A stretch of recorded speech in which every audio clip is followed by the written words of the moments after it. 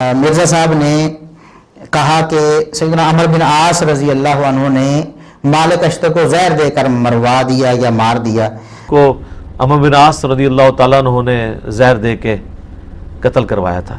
ہمیں ایسی کوئی صحیح دلیل نہیں ملی۔ مرزا صاحب آپ پر قرض ہے کہ آپ اپنی زندگی میں ایک صحیح سند پیش کریں کہ سیدنا عمر بن عاص رضی اللہ عنہ نے زہر دے کر مالک اشتر کو قتل کیا ہو۔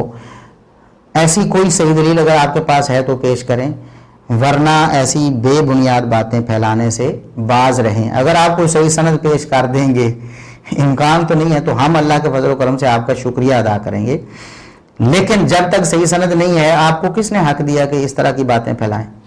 کہاں ہے یہ بات صحیح سند کے ساتھ کہ سیدنا عمر بن عاص رضی اللہ عنہ نے زہر دے کر انہیں قتل کروا دیا؟ کیونکہ محمد بن ابی بکر سے مصر کی حکومت سنبھالی نہیں جا رہی تھی، تو سیدنا علی نے کہا تم واپس آ جاؤ، میں مالک اشتر کو بھیجتا ہوں، کیونکہ وہ بہت دلیر آدمی تھے، جنگ جمل اور صفین میں ان کی بہت بڑی کنٹریبیوشن تھی۔ کیونکہ محمد بن ابی بکر سے مصر کی جو حکومت ہے سنبھالی نہیں جا رہی تھی، تو سیدنا علی نے کہا کہ تم واپس آ جاؤ، میں مالک اشتر کو بھیج رہا ہوں، کیونکہ وہ بہت دلیر آدمی تھے، جنگ صفین میں جمل میں ان کی بہت بڑی کنٹریبیوشنز ہیں۔ اچھا، جب محمد بن ابی بکر کا ذکر کیا مرزا صاحب نے اس وقت ان کو بھی بڑا بہادر بنا کے پیش کیا۔ جنگ جمل میں اور جنگ صفین میں یہ حضرت علی کے کمانڈر تھے، ان کو حضرت علی نے اپنے دور میں مصر کا گورنر لگایا تھا، اپنے دور خلافت میں۔